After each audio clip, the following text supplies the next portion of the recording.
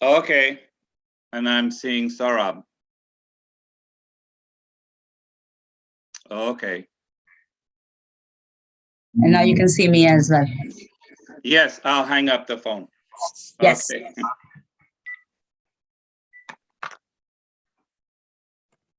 Hello, everyone. So we are still gathering. Saurabh, thank you for joining.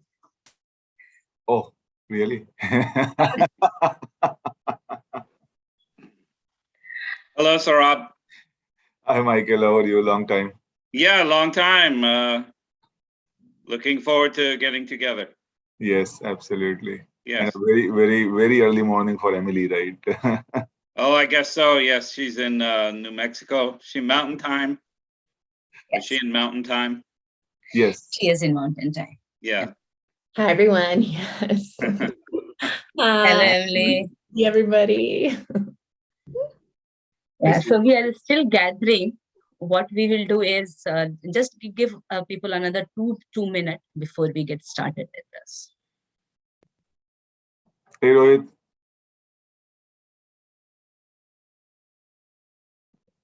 Hi, Saurabh.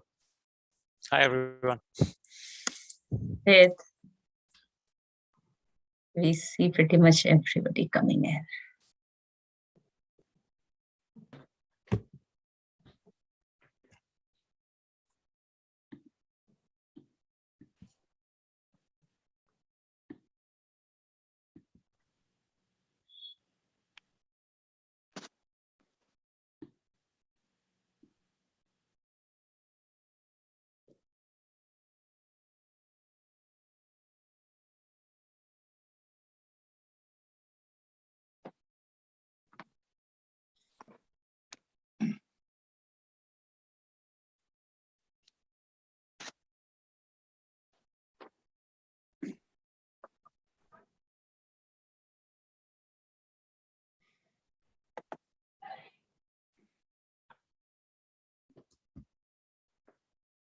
So, Michael, where are you today? In New Hampshire or? Yeah, New Hampshire, state of New Hampshire, yes. Yeah. And you all are Pennsylvania? Yes, yes. Yeah. How's everyone doing? You know that we are 6 now, right? So. Yes, 6, 2 plus 4. 2 plus right? 4. Yes, yes. That means, you know what that means? No. You and Meenakshi are outnumbered. Ah, I am definitely outnumbered, right? There are 3 girls and 1 boy. So. Oh, that's right. You are seriously outnumbered. I'm seriously outnumbered.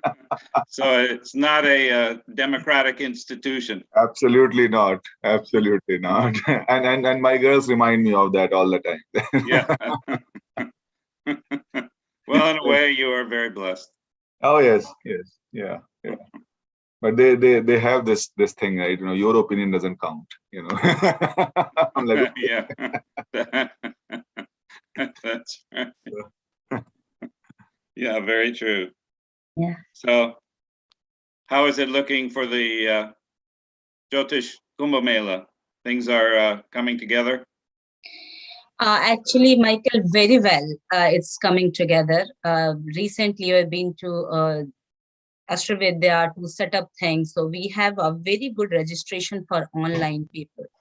So in person, you will see like 30, 35, but you will have a very good people listening to you from online. So we are making sure the experience goes good for them when we are if they are joining in Ashravidya and in-person session. So that's a technical part we are taking care.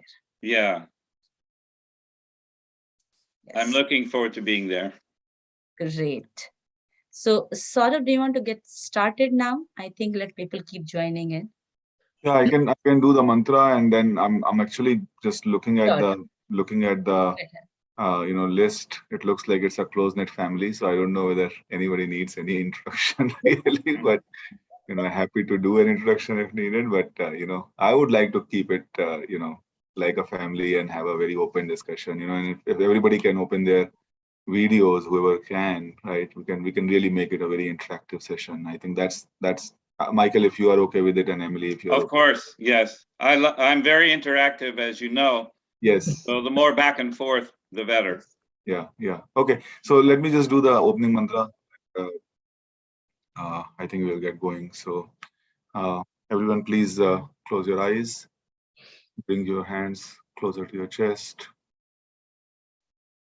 Focus on the hollow space between your palms.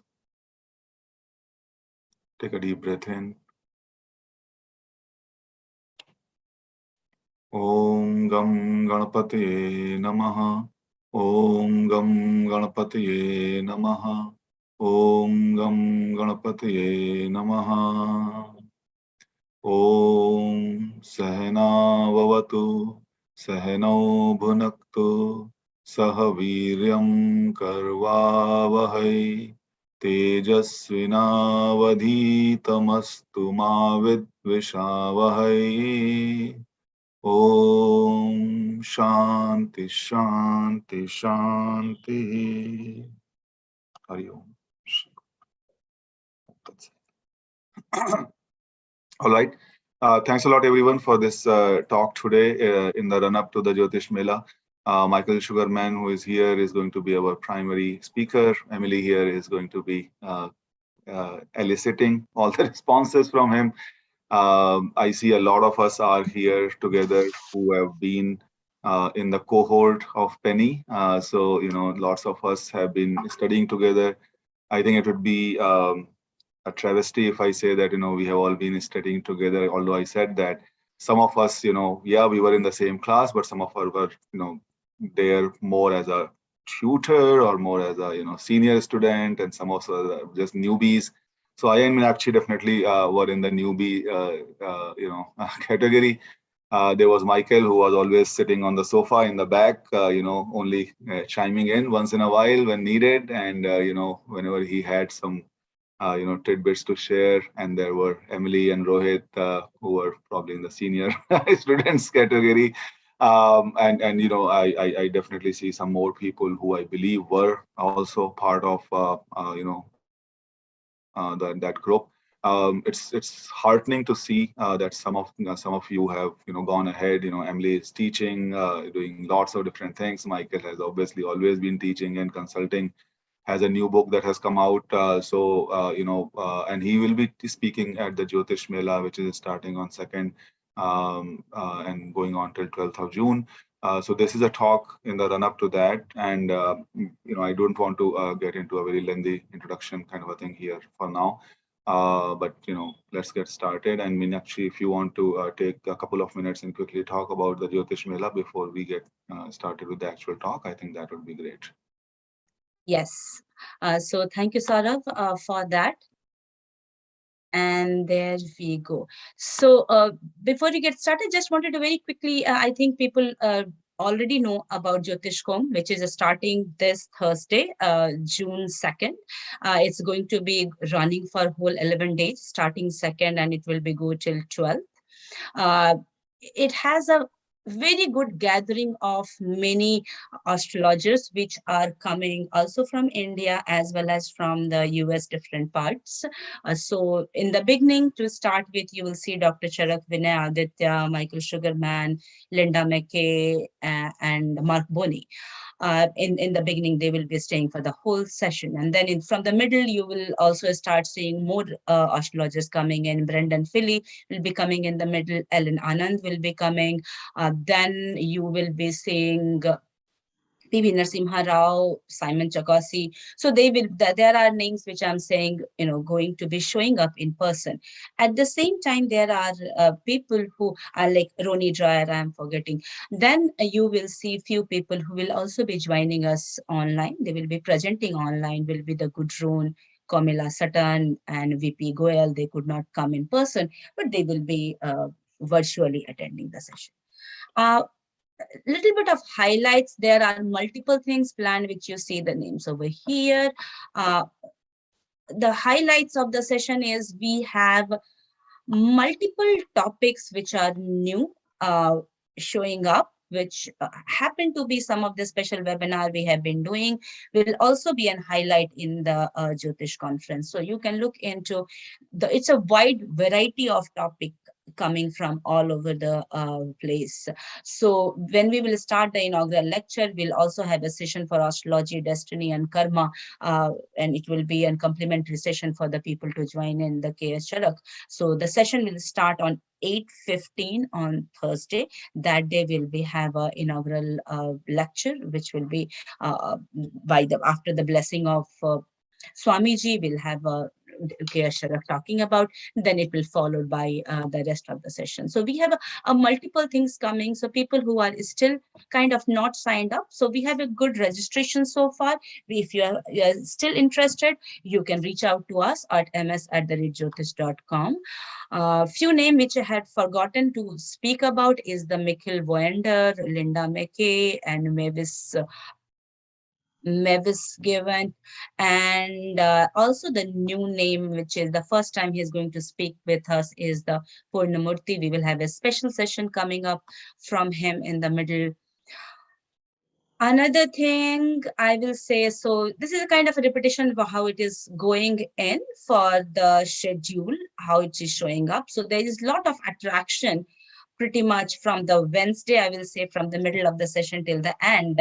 We will have a session also in the evening, new astrological session, either the life event by how to predict life measure event by Marc Boney, or on the last days where the PB Narasimha Rao is coming, and we are talking a lot on the mundane astrology. So that has been one of the attraction this time, especially when we are going through the Russian and the Ukraine war. So people wanted to, there was a special, I will say, a request from the people to talk a lot about. So you will see those topics also showing up to our sessions. With that, I would like to not take a lot of time into this. Instead, only thing I will mention is again happening in Ashtavidya Gurukulam, and we request people, even if you are online, do try to show up for a few days, so that the people who are coming there, you will be able to see them. So with that, I would like to move on to go more towards the interview, the reason we came here for. And we are very delighted for the Emily being our host to be able to ask us the question. So before I pass it over to Emily, I would like to take few minutes to talk about, the people who do not know Emily, how it is. So Emily, first, before I make any introduction, a great dear friend and colleague of us from the Penny Pharaoh class. And while professionally, she is a clinical practitioner of Ayurveda, as well as a lifelong student of Jyotish. She has been trained and guided by multiple great, I will say, teachers and the guru she got blessed with.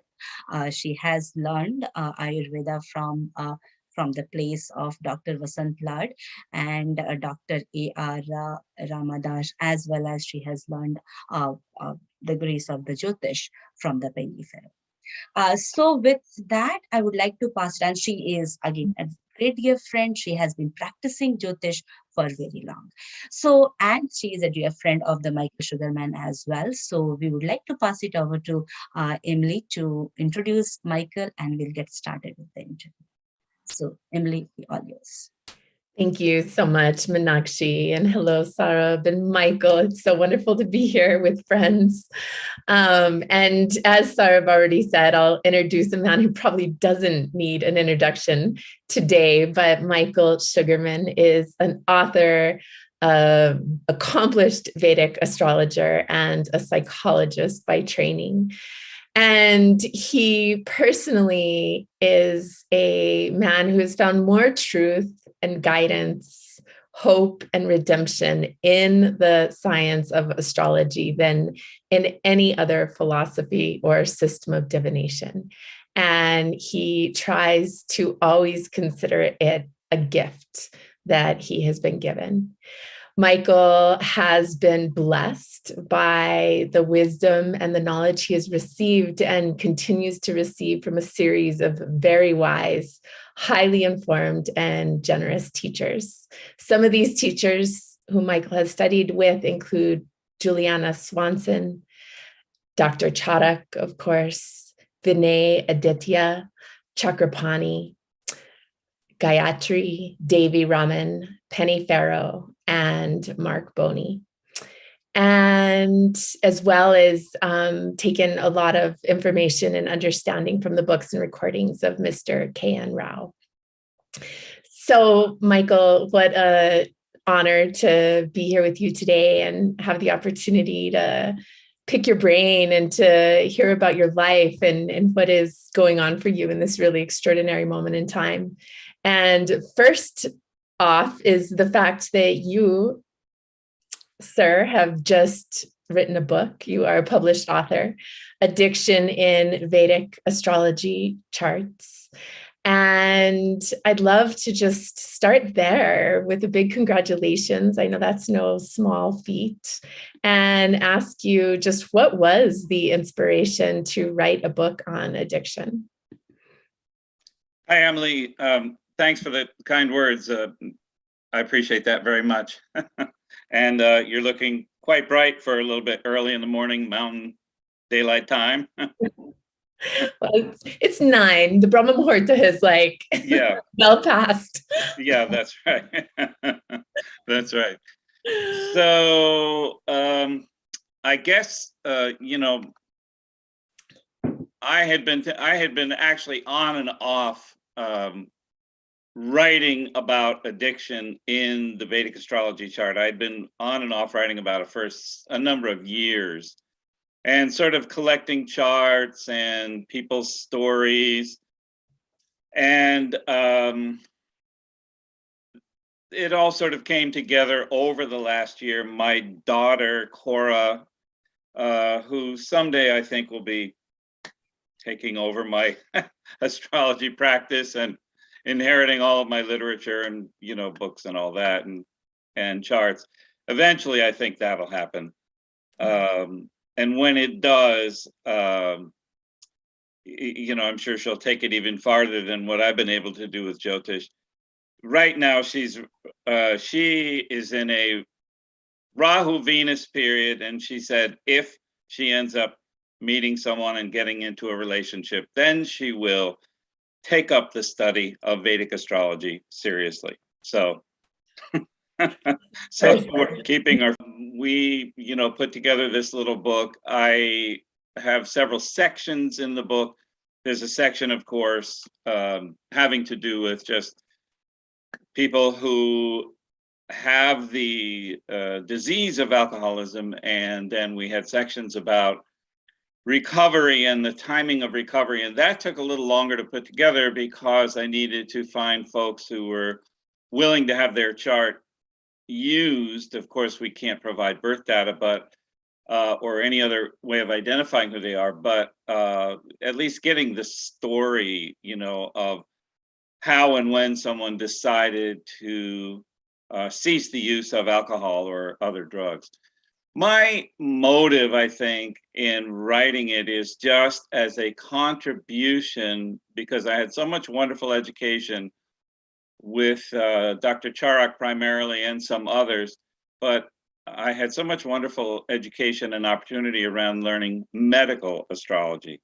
And this I think of as a small contribution to the realm of medical astrology. If we regard addiction as a disease, which is the way that it is primarily regarded by the mental health treatment system, by the, you know, medical health treatment system these days, addiction is thought of as an illness, progressive and incurable, but treatable illness. And when we think of it that way, it makes it, well, much more humane and much more treatable. And that was the context that I wanted to address the whole phenomenon of addiction, and then begin to represent some of the ways that I began to see it manifesting in charts. In other words, at the very outset, I would get a chart of someone with the disease of addiction, and I would wonder, you know, how did this get created? And then as I got more and more charts and began to study it more and more seriously, like anything, you begin to see consistent indicators. No matter what you're looking for in Jyotish, if you kind of go about it in a an objective manner, a slightly detached manner, and you're just collecting data, collecting charts, and then you begin to see patterns.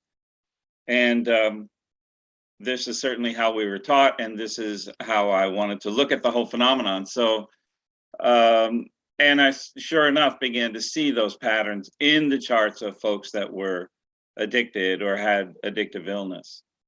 So that's kind of a long answer to a short question, but there's, of course, more to say about it.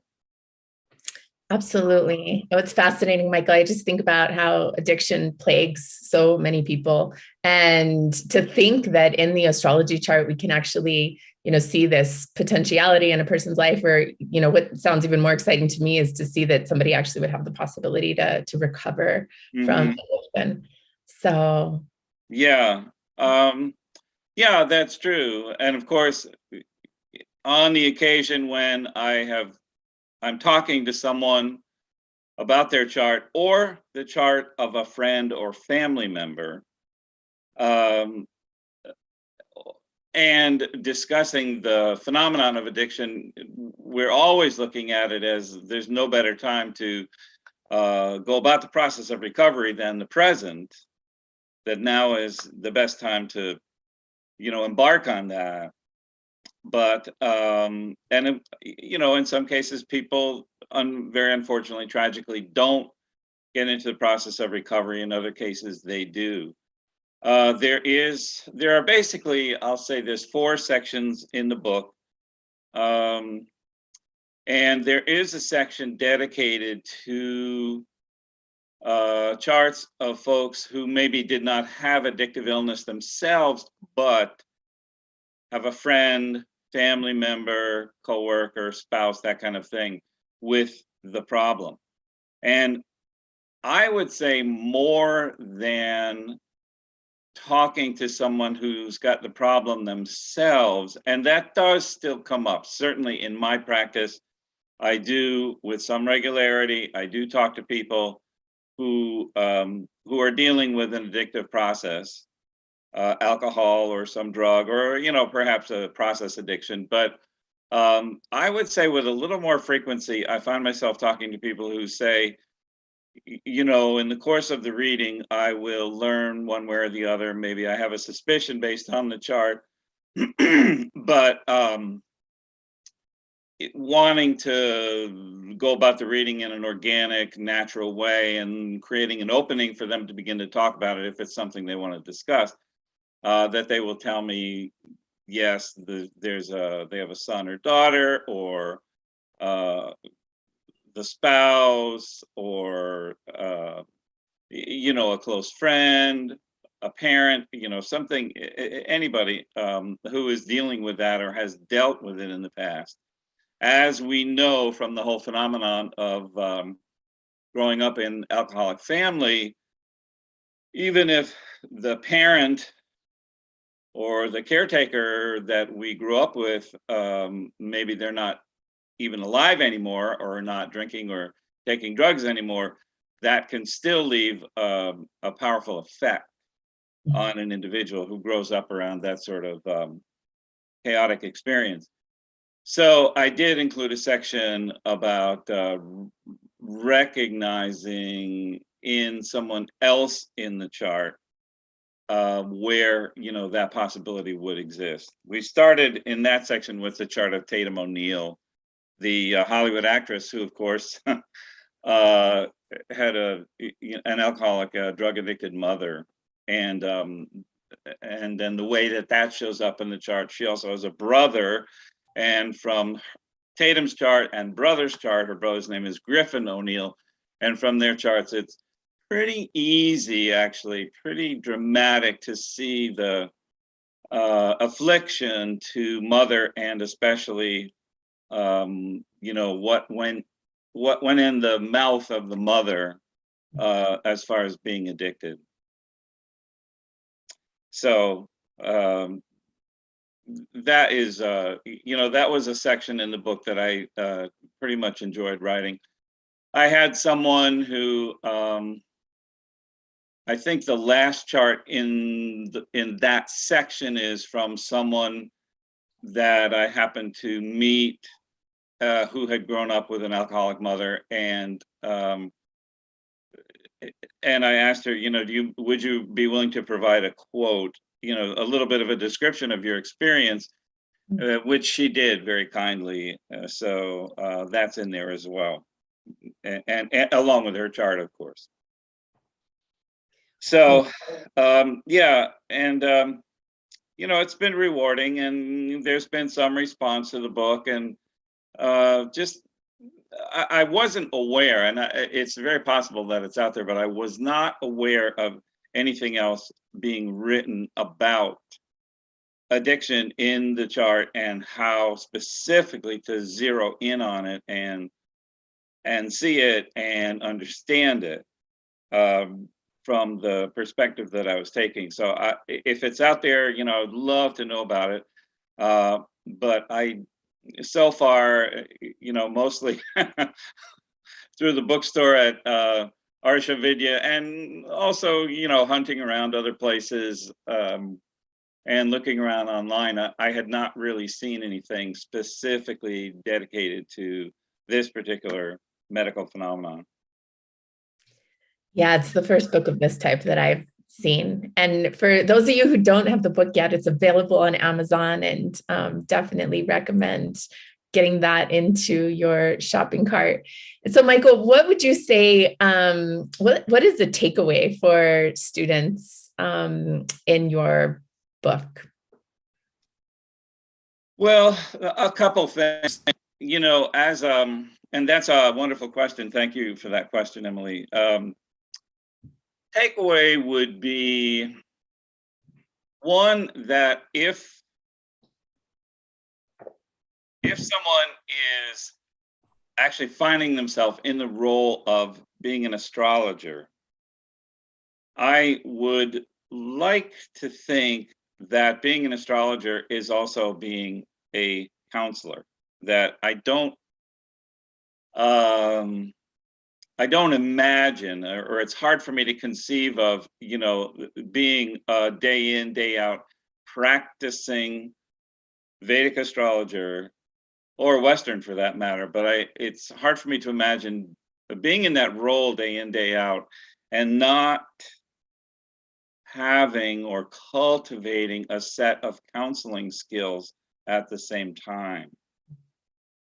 It seems to me that the two are, very much intertwined. That in most cases, when I'm giving an astrological reading, there has to be a certain amount of give and take, some subtlety, some understanding of the natural process by which we learn about ourselves, and then go about maybe making changes in our own life.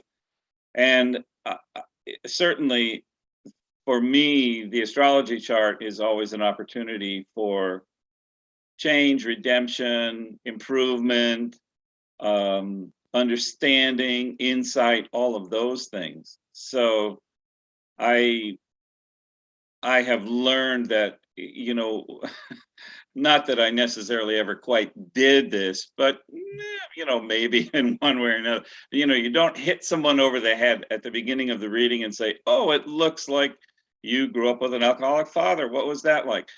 If that subject comes up in the course of the conversation, in the course of the reading, it'll be a little bit down the line where a person has opened up and learned to trust, and is willing to share a little bit more about their lives. So one takeaway is the importance of counseling and counseling skills. You don't want to say to someone in a reading, I wouldn't have children if I were you, because it looks like it would be disastrous, or at least not put it that bluntly. Again, you want to get to a point of trust and understanding in the reading, and if the person asks certain specific questions, that's when you might want to, about that subject or any subject, that's when if you're reading something that appears to be under a certain amount of stress in the chart, then you want to represent it in at least in an understanding, compassionate, maybe delicate way. So that's one takeaway, is that the astrologer should have some counseling skills. And of course, I'm sure, Emily, you and I both, and many others have heard the horror stories of the astrologer who, 5 minutes into the reading says, well, you'll never be married, so give up on that. We have heard those stories, and I've certainly have had any number of readings with people who have told me some of the things that they were told in an astrology reading, which may or may not have actually turned out to be accurate, but left them, kind of devastated. I mean, if we are, in fact, if we have any skill in astrology, and we're looking at the chart, which is the map of the person's life, and the deeper we go into this knowledge, the better able we are to really see not just the obvious indications of events or tendencies in the person's life, but the subtle ones, where the person may struggle. Or have, adverse events or tendencies in their life.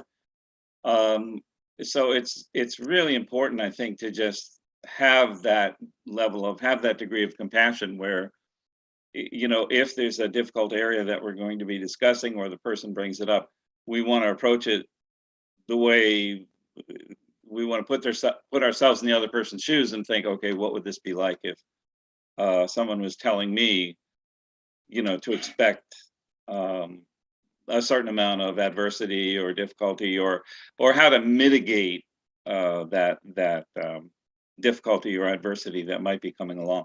So that's one takeaway, I think, that does kind of, I hope, come across in this book. Let's see, I guess others would be, obviously the phenomenon of addiction being understood as an illness as opposed to immoral behavior or weak-mindedness or, being possessed by demons, and, all of the ways that addiction has been thought of over the years and the centuries. Just that, more as a, like I say, as a medical phenomenon. And I suppose, the just the multiple ways that a chart can be regarded. You think about someone like Tatum O'Neal, highly successful actress in her life. Starting with that movie Paper Moon, and she won an Oscar, I think, when she was 9 or 10 years old. So hugely successful person. And there's certainly ways to see that in the chart. But then here we find out about this rather horrific set of experiences growing up with her mother, and to a certain extent with her father, Ryan O'Neal.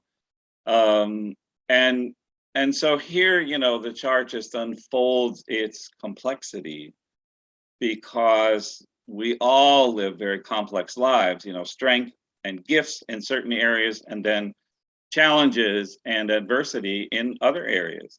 We might make a lot of money in our life, but we might also have, certain kinds of illness or disease or other sorts of problems. And it takes time in the process of studying a specific chart.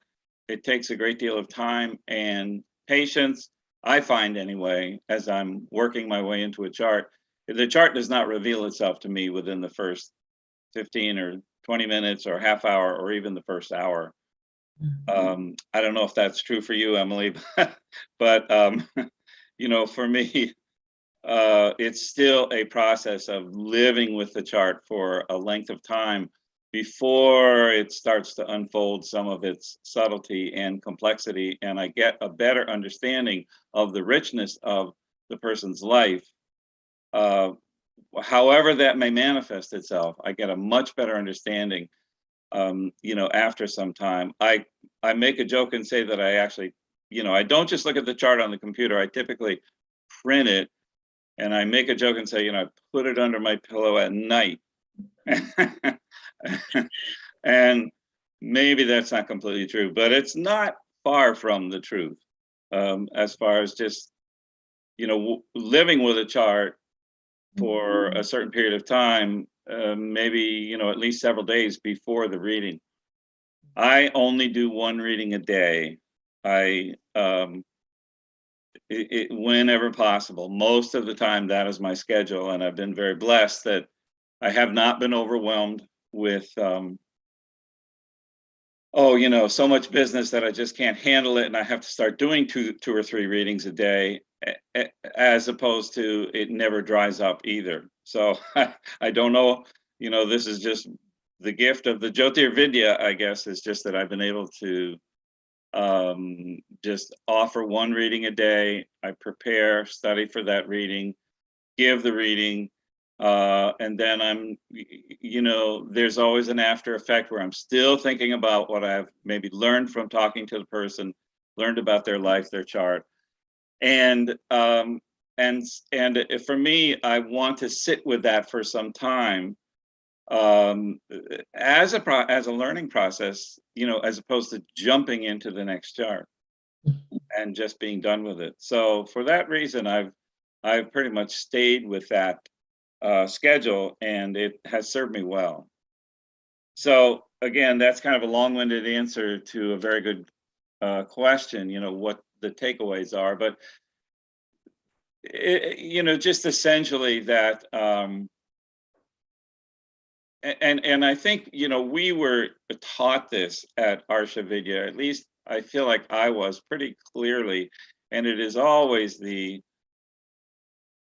underlying assumption, the undertone, the foundation of our learning is that there's really only one very simple purpose behind Jyotish, and that is the illumination and inspiration that we can offer to people in their lives.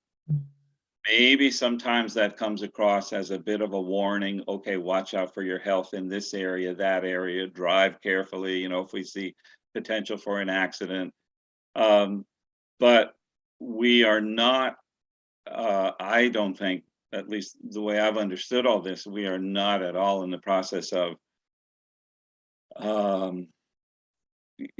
sabotaging an individual's hopes and dreams, or their best vision of themselves. We want to find the strength, the gifts in the chart and elevate the person as much as possible. And so that aspect of it is very, very simple, I think. And then how do you approach this from addiction? Well, you approach addiction as something that is treatable, and that there are, even if we are living with someone else or having to see someone else in the throes of an addictive process, there is still a way that a person can learn to manage that somewhat better, or understand it better, or understand their choices better as they're going through that sort of life experience. So I hope that's answered the question. Oh, absolutely, Michael. That was rich and beautiful, your answer. Thank you. Thank you. And so I'm wondering, do you feel that suicidal tendencies and addiction, do you feel like there's a relationship? And if so, is it possible to see this in the astrology chart? Yeah, it certainly is possible. I mean, I guess we would have to see a combination of factors. And as we know for sure, addicted people do run a higher suicidal risk than people that do not have an addiction of one kind or another. And I suppose, yeah, there is a pro forma that I've kind of begun to understand as far as the risk of suicide, having been exposed to a number of suicide charts, and also having had clients who had a relative or friend or someone who did make that unfortunate decision to take their own life. There is some overlap. I will say that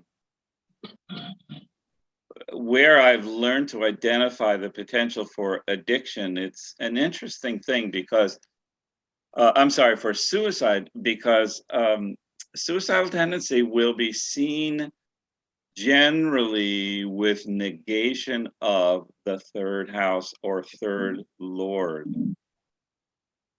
meaning third house being our essential courage, will to live, will to sort of make our mark in the world, will to be recognized, expressed. Some people say third house is ego. I don't know if it's quite that simple, but generally, you know, I would say if there's some, you know, very compelling negation of third house, third lord, usually that negation would involve Ketu and Saturn more primarily than other other grahas. That's where I've seen suicidal potential or suicidal attempts, or you know, the actual completed suicide. So and addiction is going to show up primarily with affliction. I mean, you know, with some nuance and some complexity that I go into in the book, but you know, to see addiction or addictive tendency in a chart, we're going to see affliction to the second house, which is what goes in and out of the mouth. As a lot of us know, an addictive, especially in the case of alcohol or something that is, you know, smoked, I mean, generally, you know, the consumption occurs through the mouth. And we also know that when a person is in the active stages of their addiction, they may not always be truthful. They may not always be telling the truth. So that's what comes out of the mouth, the kind of speech, the quality of speech. And so it's, you know, it's a two-edged sword there. So I don't know if that answers the question, but it is, you know, it's an interesting thing to consider. I suppose where I have made the best use of suicidal potential in a chart is talking to a parent, let's say, of an adolescent, or you know, someone in their early 20s or something. I have a lot of parents who want me to look at charts of their kids, and they have concern about the child's mental well-being, and I get the chart of the child, and if there is this risk, I don't know if I probably would never say, oh, your child's going to kill themselves. I would say, make sure that any manifestation that you see in this kid of depression, depressive illness, you know, what you might perceive as a lack of willpower or lack of direction, ongoing chronic depression, be sure that that gets treated. I think probably that's how I would express it in the reading. Mm-hmm. Preventatively, yes. Yes, absolutely. Yeah. And in one case, you know, fairly recently, I have had to, the person's backstory was that the spouse had taken their own life at some point, you know, back a number of years ago, and the person wanted to know, does this show up in the chart? Does this show up? Widowhood, does it show up in my chart? And the actual fact that the spouse would have chosen to take their own life, and I said, well, yes, absolutely, it's there. It could be seen in the chart. Absolutely. Wow. Well, there's a great question in the chat, Michael, and this is Sarab, and he's asking if you've looked at addiction and mental health more from the mundane perspective, as well as like individually. So thinking about just how like societies and groups and maybe even this moment in time, we're just, yeah. I mean, what is your take on that? On the bigger perspective, I haven't looked at it that much. I know that what is generally considered the chart of the United States, that we are in a Rahu period, fairly early in Rahu, if I have that right. And of course, Rahu can bring in so many different kinds of energies, and depending on how Rahu is aspected and how it is afflicted or not in the chart. But it's certainly, that is the bigger question that I'm probably not as informed or as skilled. I'm familiar with the whole concept of yugas that we're generally said to be in Kali Yuga. Yugas are ages, long ages, thousands of years, hundreds of thousands of years. Kali Yuga is said to be the period when the four-legged table is only got 3 legs. That's Kali Yuga.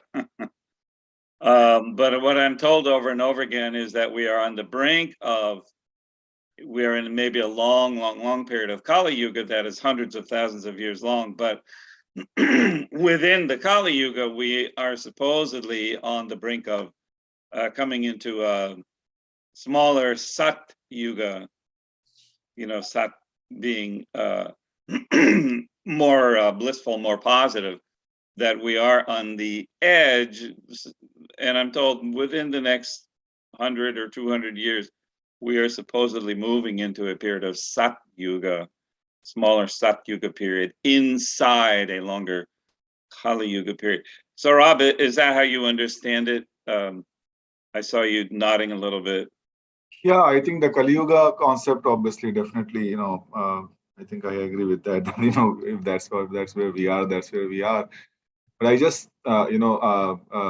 sorry to drag it, but I just remember that there was one statement I heard in one of the late night shows by one of the comedians, that one failed shoe bombing, and we all have to remove our shoes at the airport for years altogether now, right? Yes. And here we are, incidents after incidents, and it just seems that nothing can shake this up, and this has been going on for what, almost like 15, 16 years since I have been here in the States, right? So, no logical explanation, no, I just can't wrap my head around it.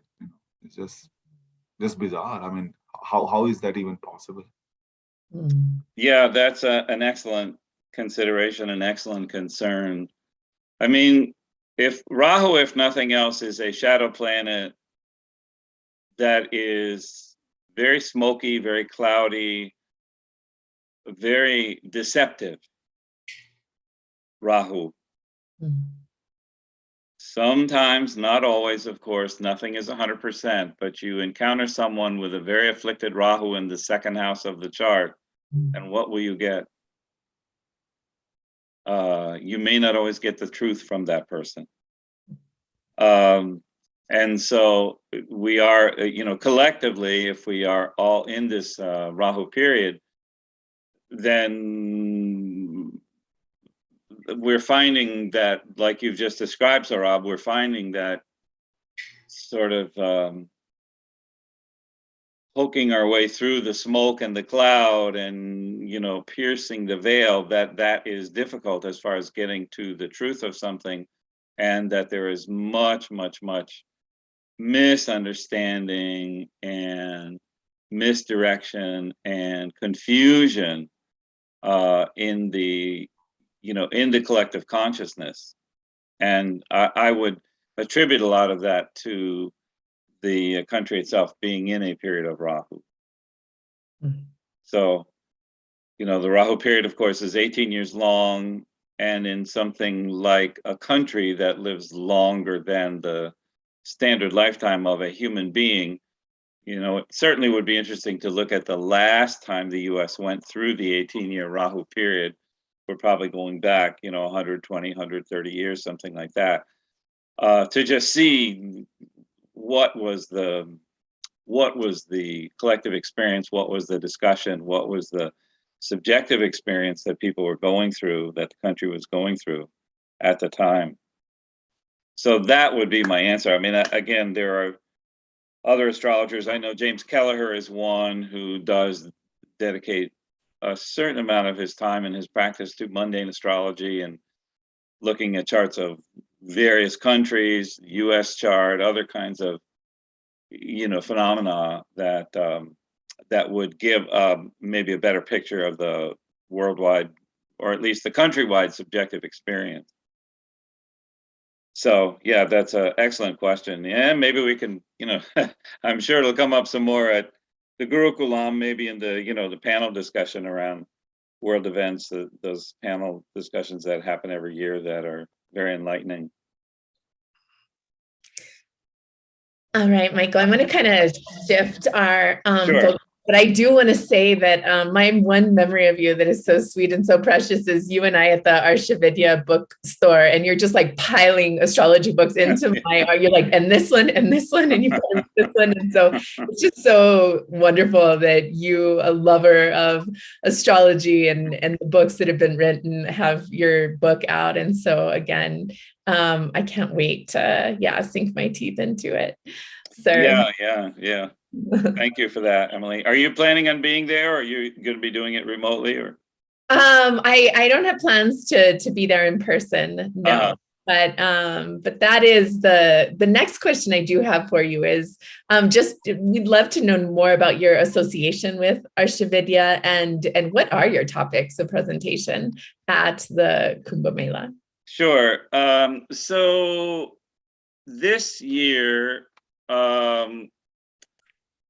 I decided, having written this book about addiction and really over the last several years, really immersed in the whole topic and the whole phenomenon of addiction and addictive illness, I kind of wanted to do something a little bit different and a little more maybe, enlightening or inspirational, at least one of the presentations. So one of the presentations that I'm going to be doing is a set of charts where there is actual mystical experience, not simply a chart of someone, let's say, who had a lot of hope and faith and lived life in a faith-based way where they were just, where there was lots of belief. I am curious myself about these, like the woo-woo, the sort of the mystical experiences that are reported at times, and then the charts that show the possibility, the potential for these experiences. So we've got a collection of charts. And in some cases, they are people who are recognized saints and mystics, but not in every case. In a couple of cases, just everyday people who, report something or have had a certain kind of experience. So I wanted to have a discussion around that, and again, see the patterns. And then also just, again, a little bit of a investigation into an area that's already pretty well covered and understood, but just maybe a slightly different way of looking at eyesight in the chart and when it can be afflicted, when what can damage or limit the eyesight, literally. Just one aspect of medical astrology that I've been kind of curious about, and so there'll be a presentation on that as well.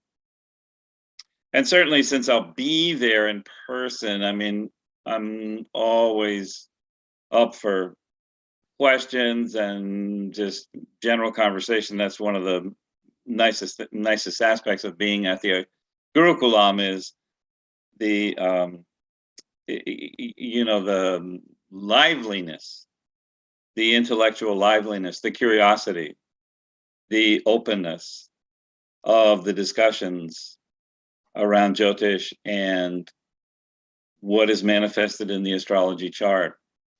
You asked just about my relationship to the Gurukulam itself, or I've started going there. Let's think, this is probably primarily the last 15, 16 years. I was lucky for a long time to have a counseling job in the Berkshires in Massachusetts, and I would have 4, 5, 6 weeks a year vacation time, sometimes even a little bit more. And most of that vacation time every year I was spending at the Gurukulam. Once I discovered the place. And I always remember, and I tell this story, you know, everyone's probably heard this story, but the first time that I went there and parked the car, went into the office, all set to get my room, make my payment. None of that. They weren't having any of that. The only question was, have you eaten yet? You've just had a long drive. Have you eaten? And that tells you everything you need to know about the Gurukulam. In fact, when I tell people about the place, I have to stop myself because sometimes the very first thing I talk about is the food. and and I have to catch myself, okay, you know, maybe the person I'm talking to, maybe that's not what they really want to know. They want to know about the learning, you know, in the community. But I sometimes, excuse me, sometimes the very first thing that I talk about is the food. So when I'm in control of my, you know, my speech impulsiveness, then it'll be the second or third thing that I talk about, not the first. But in some ways, it deserves to be the very first thing, is the quality of the food and the love with which the food is prepared and offered and presented. That is a very important aspect of that place. It is one of the, you know, attractive features to me.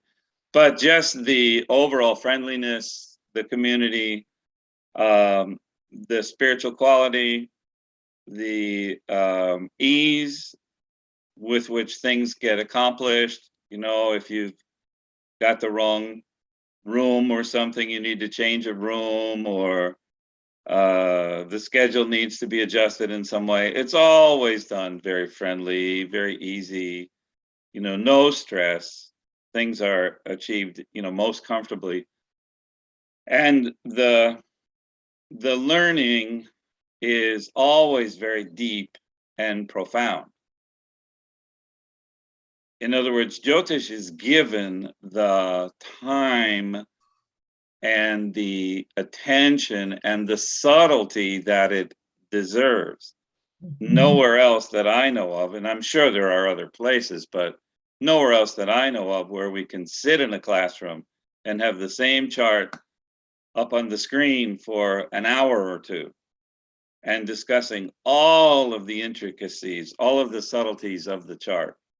And the learning, you know, the neurotransmitters are just firing away as we're learning and understanding something more deeply with an expert teacher, because there are so many of them who are invited to Arsha Vidya, including all the way from India, of course. So just all of these things combined, I feel like Arsha Vidya is my second home. And having not been able to be there in person for 2 years or a little bit more has been a real pinch. It's been a real stress in my life. So I'm looking forward to being back there. Of course, the bookstore, as we know, is also pretty amazing. Very wonderful bookstore. Nice big bookstore, again, with lots and lots and lots of books. Vedanta, Hinduism, yoga, Bhagavad Gita, Jyotish, all of these subjects are very, very thoroughly, there's a wide range, as you know, of literature that's offered in the bookstore there. So most of the books in my astrology bookshelves, you know, when you pull the book off the shelf and you look on the back, you know, there's the little Arsha Vidya sticker that's where the book has come from. And lots of books that you would not find anywhere else, probably in the country. Many, many, many books that are just exactly what you need on a certain subject. And if you were not in the Arsha Vidya bookstore, you know, you'd have to be doing a very thorough search on the internet to find this precise book, but there it is in the bookstore. So, yeah, again, long answer. Michael, Emily, I'm sorry to jump in, but Sure, please. it reminded me. I was watching a recorded video of Pujya Swamiji, and he made exactly the same comment. He said, he met with somebody who had come to a retreat, and at the end of the retreat, because that he recognized that person was a first timer, and he asked them, so what did you like about our Sridhar Gurukulam? And that person went into a silence for about 5 seconds, and then said, food was excellent. So Swamiji says, okay, at least you like the food. Well, a lot of attention and credit needs to be given because, and maybe it's just the difference between American fast food culture these days and Indian culture. There's something to be said about that. But the dining room is, in some ways, it is the heart and soul of the Arsha Vidya community. Like I say, the love with which the food is prepared and presented, and the care and concern, and the expertise. I always say it's as good as you would get in any Indian restaurant, at least by my experience.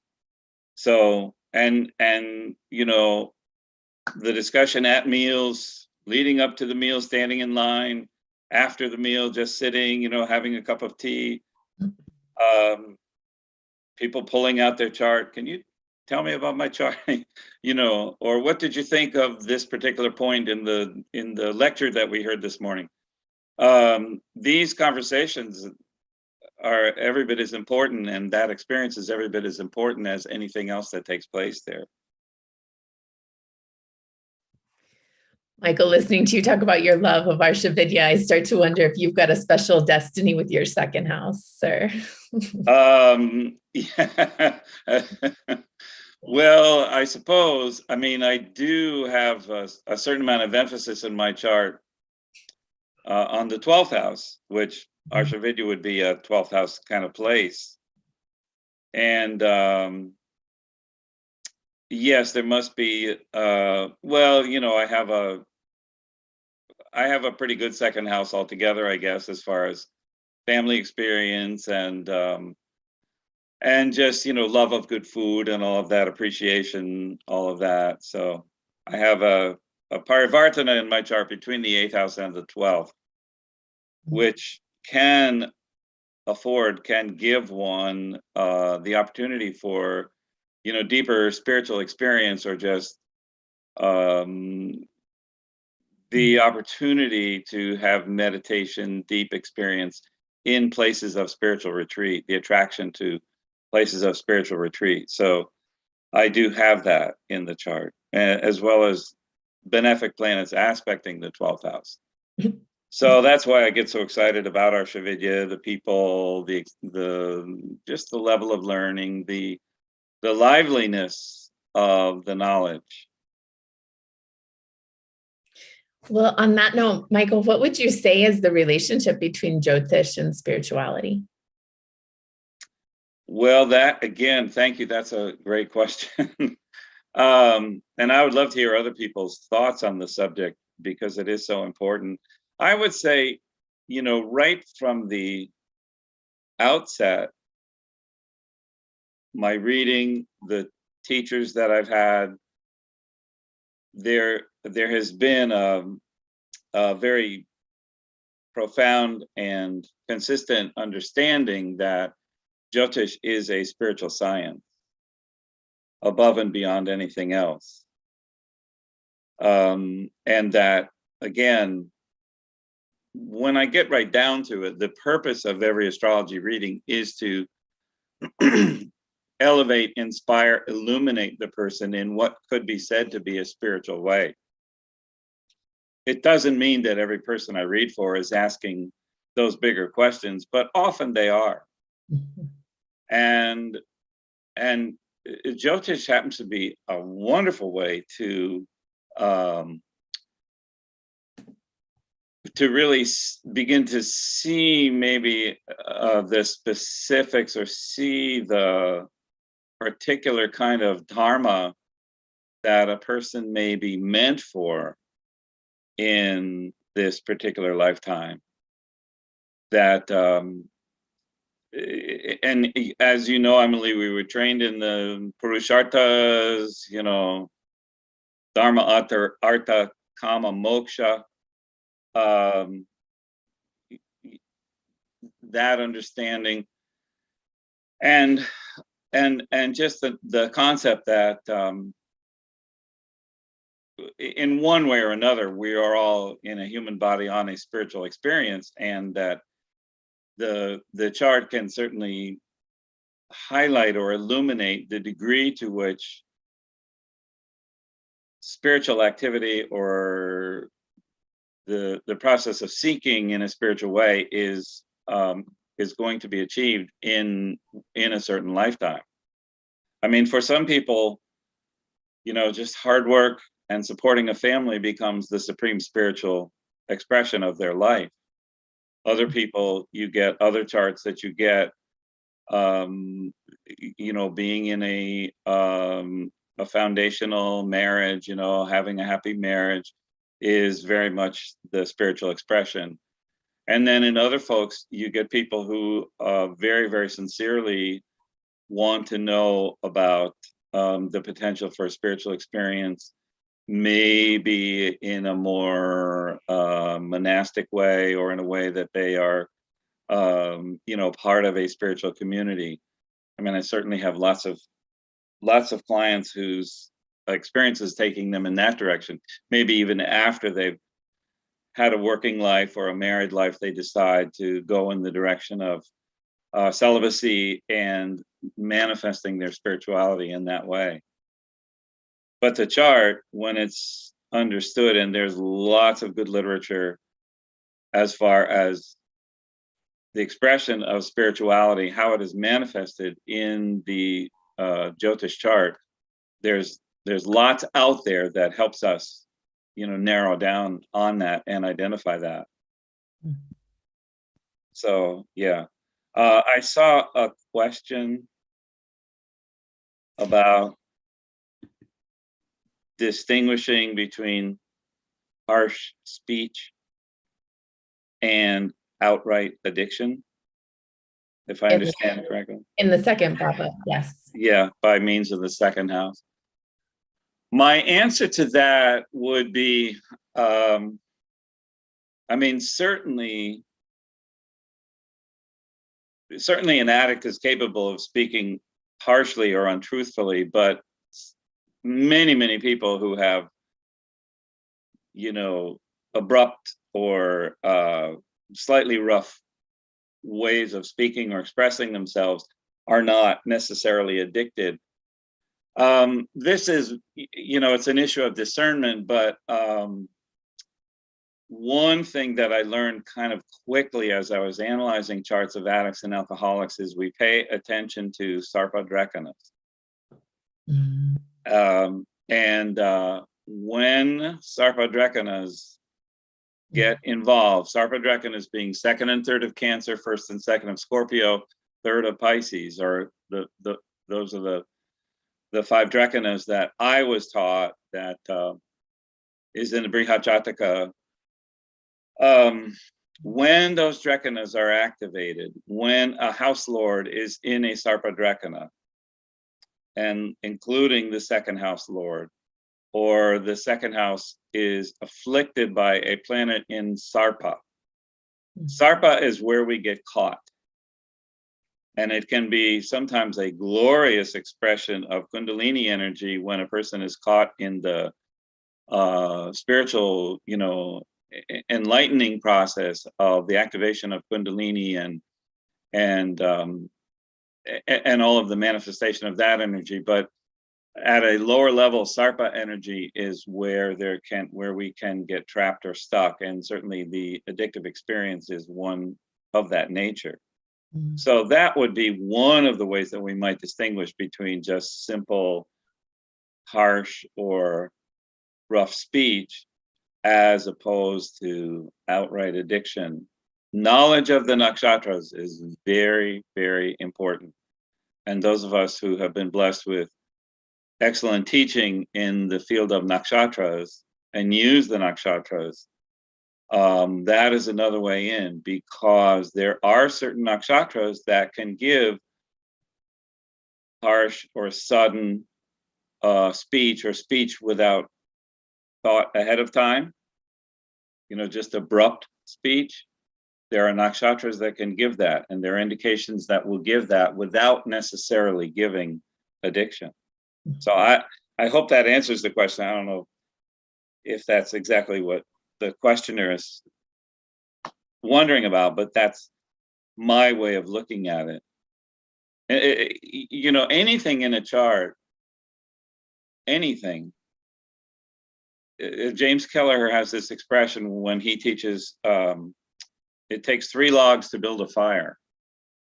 And that is a wonderful way to think about it. You can see an indication of something once, but you want to learn, you want to know how to see confluence. And of course, Emily, your experience and mine, and Saurav, and Meenakshi, we all came through this process with Penny Farrow, and she was very, very strong on confluence, seeing something more than once over in the chart, seeing something 2, 3, 4, 5 times, the same thing indicated a number of times in the chart.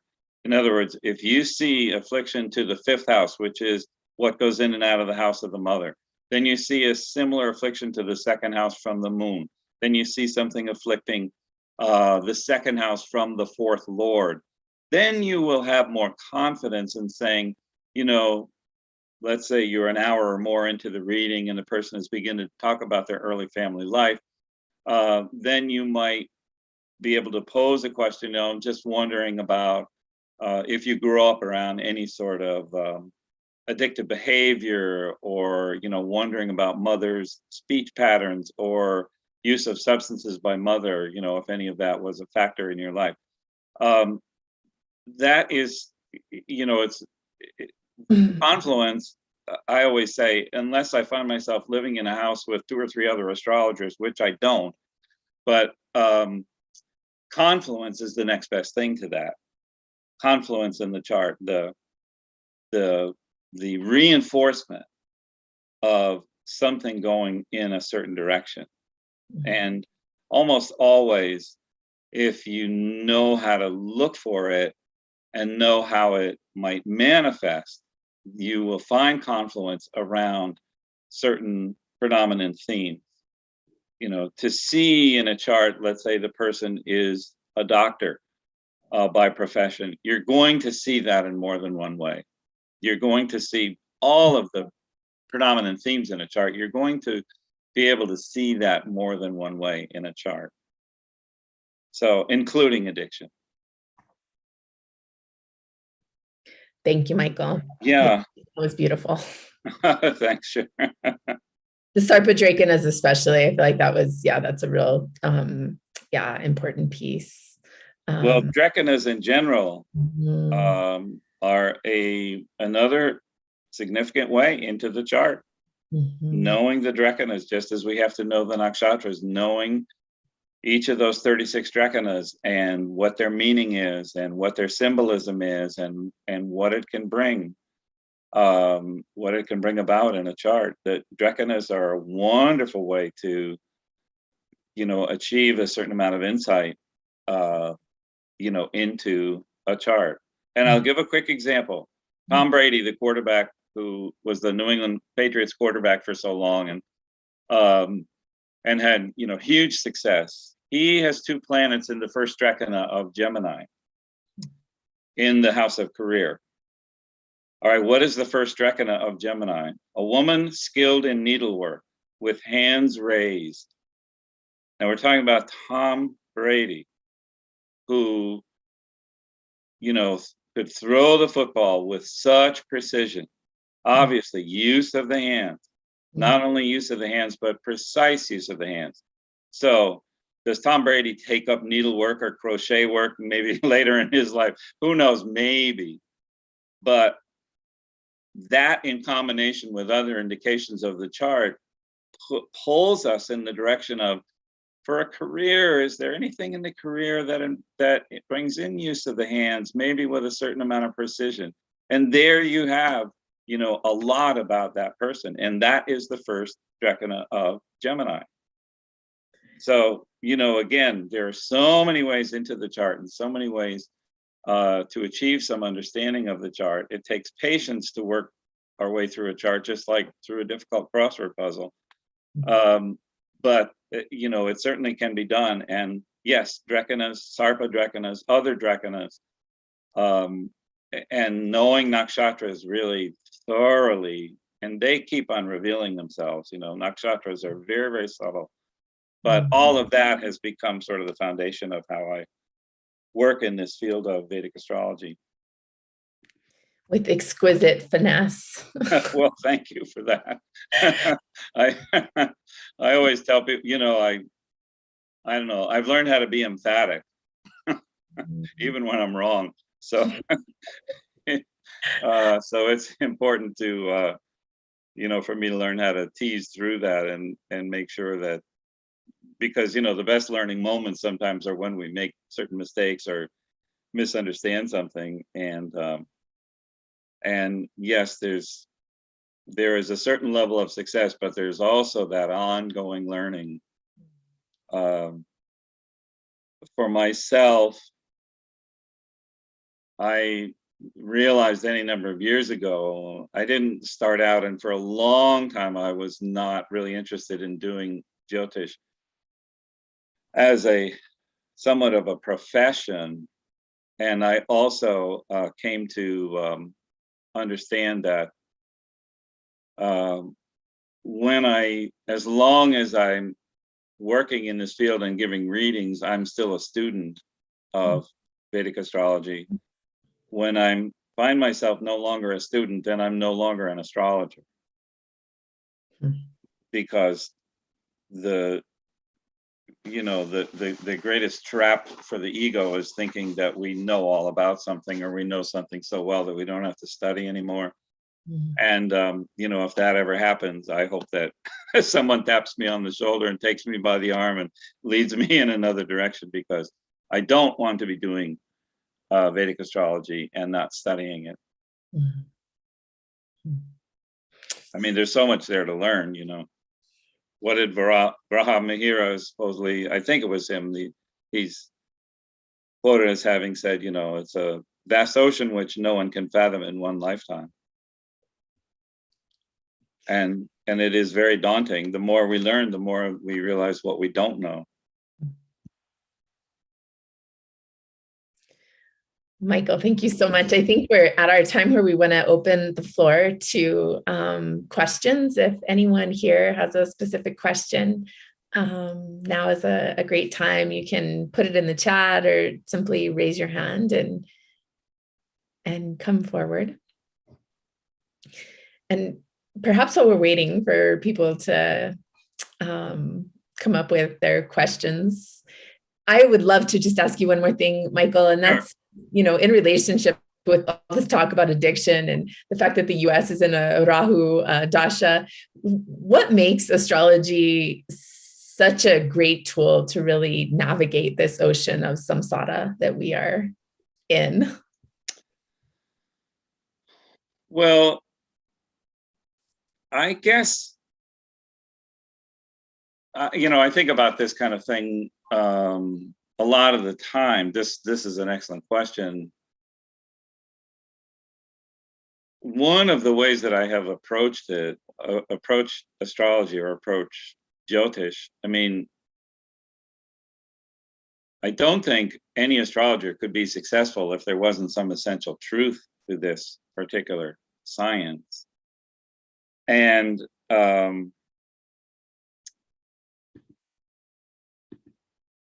just the idea that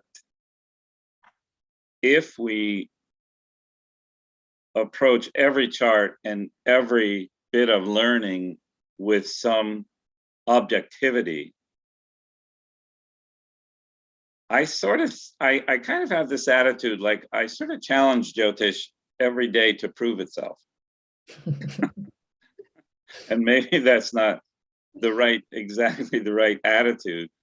But I am always curious, I'll get an email or a phone call, can you read my chart? And sometimes, lots of times it's clients that I've already had a relationship with, but sometimes new clients, and study the chart for a while and get a sense of the person's life. And then in the reading, we go about this process of the person sharing a little bit about themselves or me telling them what I'm thinking based on their chart. And there is some truth, there's something that comes through. So, so far in my experience with Vedic astrology, it does tend to prove itself day in, day out. There is some essential truth to the whole thing. Now, where it gets fascinating is if you dive into the Yoga Sutras of Patanjali, and specifically the sutras involving knowledge of the structure of the universe and knowledge of the movement of planets. Those sutras are very interesting to understand and to navigate, and the whole phenomenon of the solar system, the universe within our own nervous system, which turns out to be the case, I believe, and having been a meditator, a practitioner of meditation for many, many years, I've had a couple of glimpses of that subjective experience. So, and there is some information out there. There is some knowledge or some writing about, the correlation between what is in the human brain and the structure of the solar system. So it turns out we're all walking around with an exact replica or the exact vibrational equivalent of the planetary energy within our own nervous system. And that is accessible to us, through deeper levels of meditation. So this is why it turns out, otherwise, how could something hundreds of millions of miles away have an influence on us? It turns out that, we are blessed with this correlation, maybe is a good way to put it, or the ability to reflect planetary vibrations through our own particular nervous system. And this is why I think so many of us, are drawn towards Vedic astrology and, have a way of suspecting that it is true.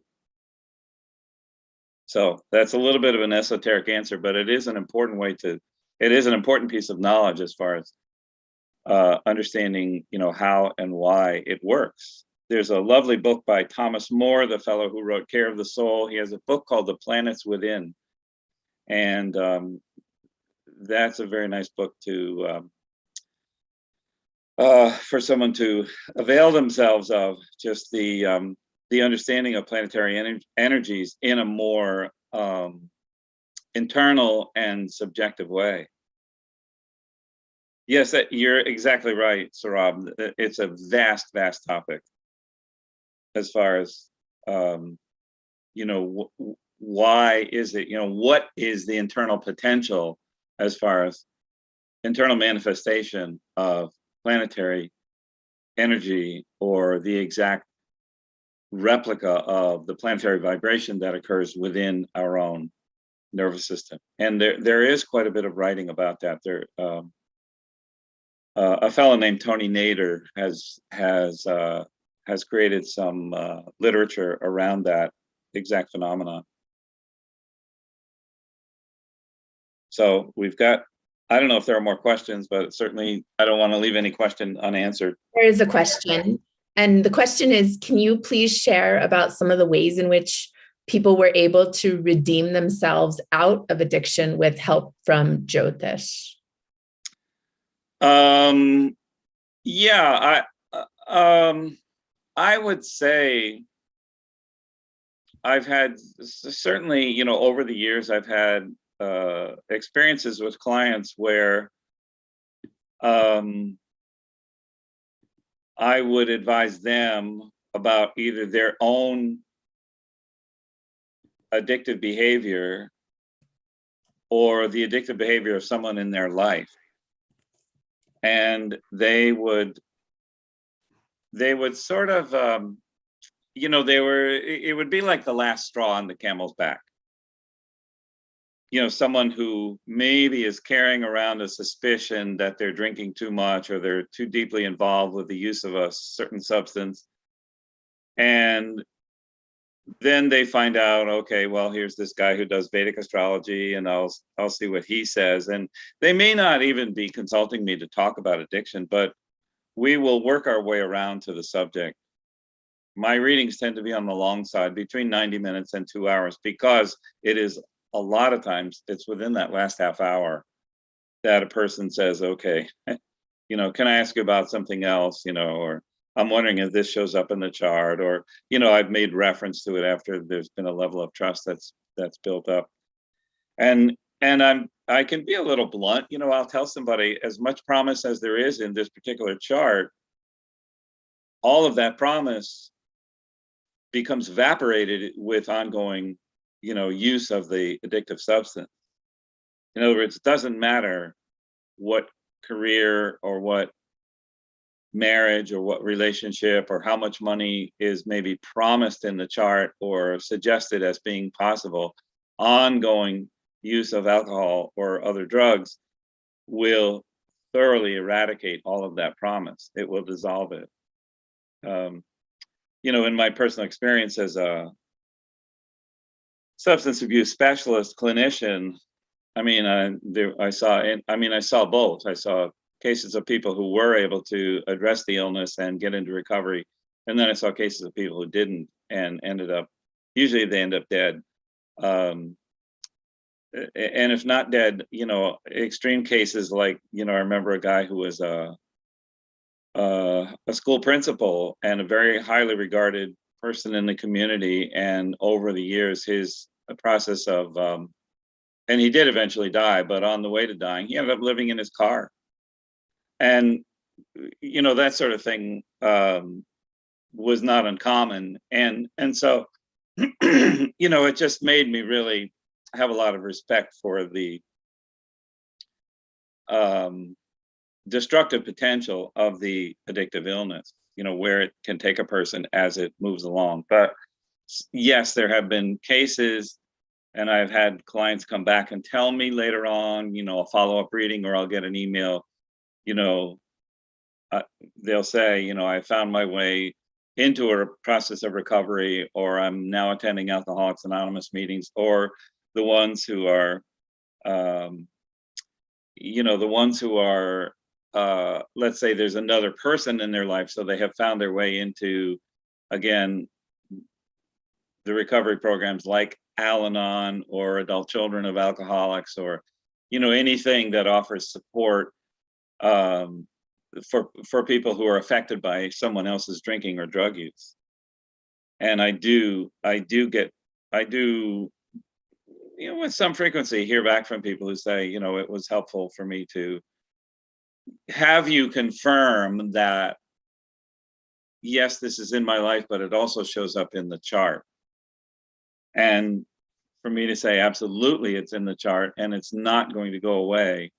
And there's a way, it's necessary to just address it directly, whether it's someone else's addictive behavior or it's your own.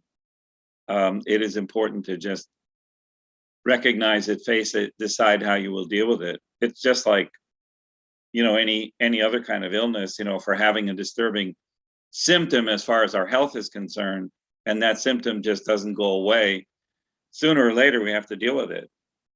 One very mundane example is a toothache that starts maybe very, very innocently and okay, a couple aspirin and we're fine, but then over the weeks and months, worse, it's keeping you up at night. Okay, I got to call the dentist. I guess I have to do something about this.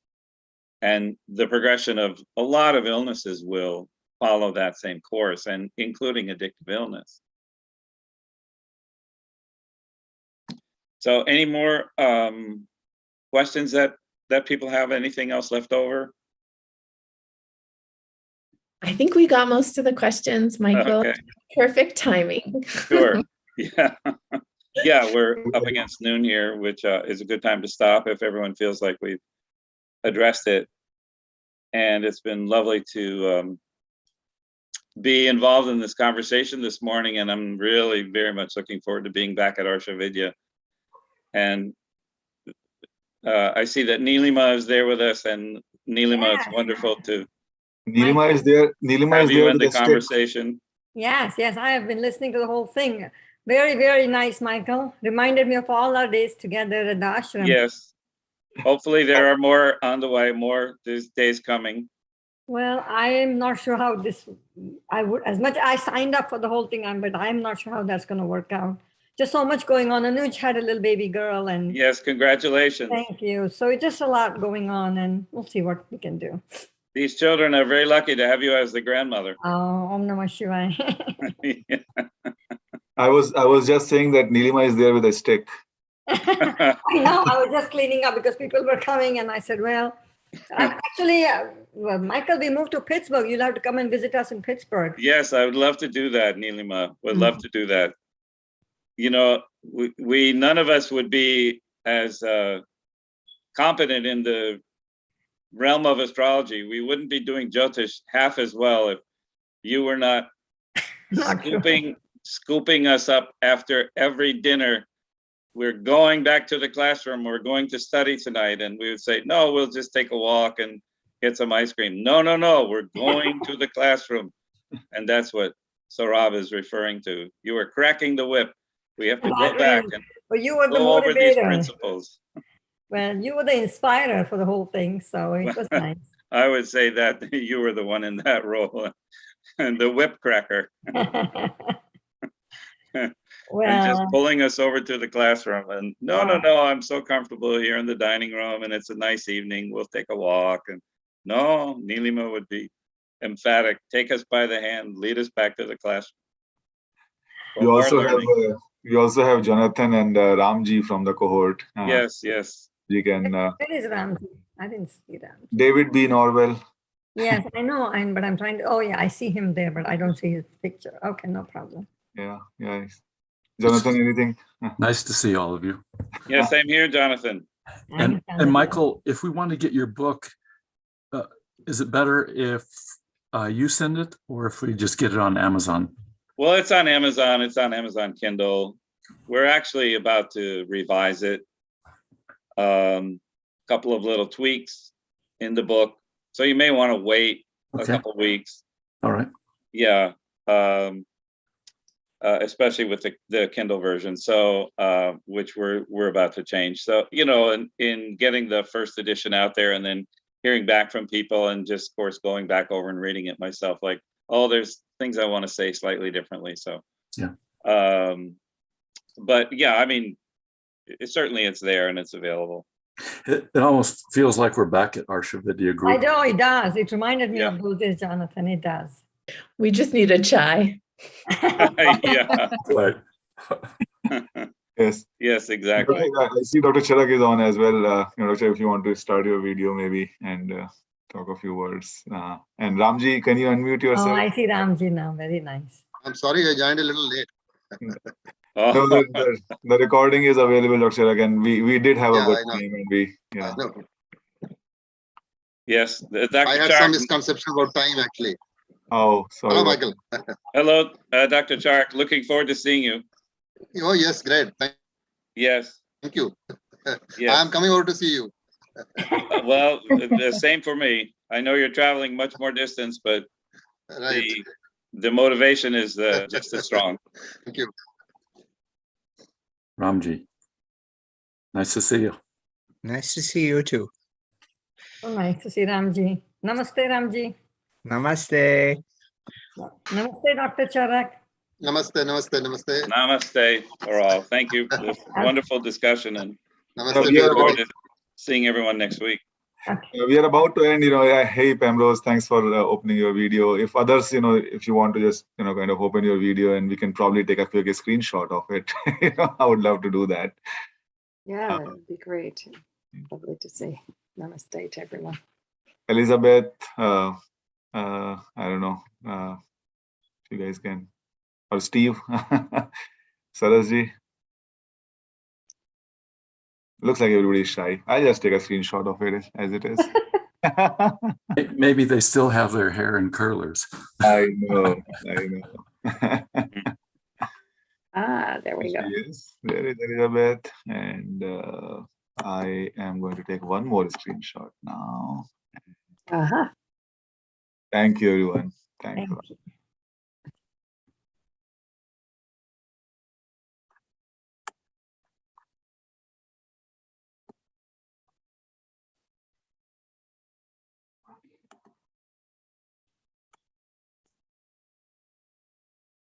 So thank you, Saurav. I think now we are near to the closing of the session.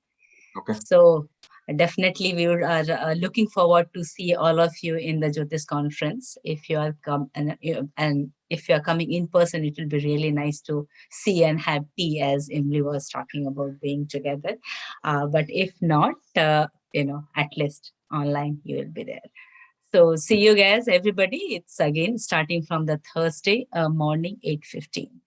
And Michael Sugarman is speaking, like, especially two very important topic, one about spirituality, other about eyesight. And with that, I also want to say thank to Michael for sharing such a brilliant information and so much of thing which people have a concern about at this time, is like how to go ahead and solve it. I'm not sure how much we can solve it, but at least in the beginning we can identify it to go ahead. So with that thought, Saurav, I would like to request you for the closing mantra, and we'll go ahead. You can order me, but that's okay. Start. Please bring your hands closer to your chest. Take a deep breath in.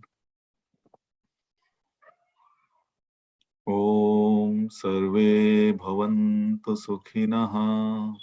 Sarve Santu Niramayaha. Sarve Bhadrani Pashyantu. Ma Kaschid Dukha Bhag Bhave.